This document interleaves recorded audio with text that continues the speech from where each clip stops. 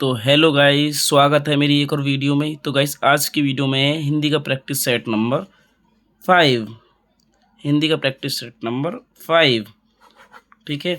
जैसे कि आपको पता है हम टारगेट कर रहे हैं बीएसएफ, एचसीएम, यूपीएसआई, क्योंकि आने वाली है, दिसंबर में बढ़ती है, नवंबर में, ठीक है। और यूपीपी, इसमें हिंदी पूछी जाती है और बाकी भी एग्जामों में हिंदी पूछी जाती है। तो मैं आपके सामने लाया हूँ 20 क्वेश्चन जो बहुत ज़्यादा महत्वपूर्ण है, बहुत ज़्यादा महत्वपूर्ण। तो आपके आगे पहला क्वेश्चन है, भरत मुनि के अनुसार रसों की संख्या कितनी है। भरत मुनि के अनुसार रसों की संख्या कितनी है? 8। और वैसे रस कितने हैं? 9। भरत मुनि के अनुसार रसों की संख्या कितनी है? भरत मुनि के अनुसार 8। इन्हें किस रस को रस, इस भरत मुनि ने किस रस को रस नहीं माना है? आपको ये बताना, शांत रस को, शांत रस को इन्होंने रस नहीं माना है, ठीक है। 9, 9 क्या है? नवराज। 9 का मतलब क्या है? नवराज, मतलब 9 हैं, 9 रस हैं। वैसे इन्होंने शांत रस को रस नहीं माना, तो इसलिए 8 रस हैं भरत मुनि के अनुसार, ठीक है। अब श्रृंगार रस के बारे में पूछते हैं हम। श्रृंगार रस में 2 तरीके के होते हैं, संयोग और वियोग। संयोग मतलब प्रेमी और प्रेमिका का मिलना, प्रेमी और प्रेमिका का मिलना। और वियोग में होता है प्रेमिका और प्रेमिका का वो होना, बीच में बिछड़ाव होना, ठीक है। नेक्स्ट क्वेश्चन है, बर्तन बेचने वाले को क्या कहते हैं? कसेरा। बर्तन बेचने वाले को क्या कहते हैं? बर्तन बेचने वाले को कसेरा कहते हैं, ठीक है। नेक्स्ट क्वेश्चन है, गंगा नदी का जल निर्मल था किंतु मानवीय गतिविधियों ने उसे डैश कर दिया। मतलब गंगा नदी का जल जो होता है एकदम निर्मल, सफा, शुद्ध था, किंतु मानवीय, हम लोगों ने, गतिविधियों ने उस जल को दूषित कर दिया। दूषित मतलब गंदा कर दिया, उसमें हमने कूड़ा कचरा वगैरह डाल दिया, तो मतलब कुछ भी वजह गंदा कर दिया, ठीक है। नेक्स्ट क्वेश्चन है, तरुण का विलोम है वृद्ध। तरुण का विलोम क्या है? वृद्ध। तरुण का विलोम क्या है? वृद्ध। त्रिजु का क्या है? बार बार पूछ रहा हूँ मैं, त्रिजु का क्या है? वक्र। जड़ का क्या है? जड़ का क्या है? जड़।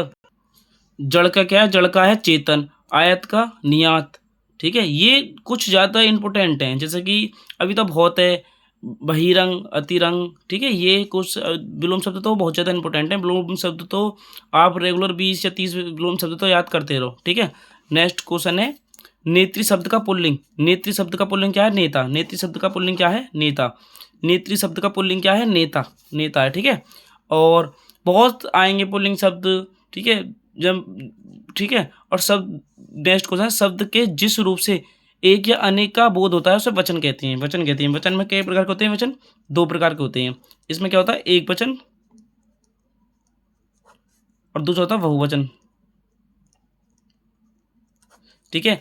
इसमें 2 प्रकार के वचन होते हैं, ठीक है।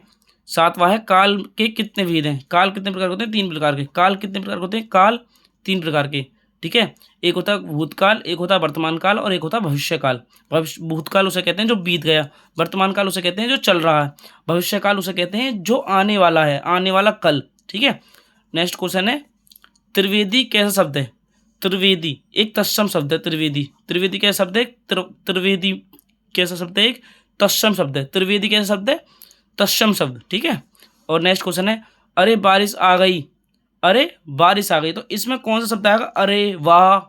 किसी अचानचरित बातों को कर रहा हो तो उसमें विस्मयवादी बोधक, उसमें कौन सा आएगा? विस्मयवादी बोधक आता है।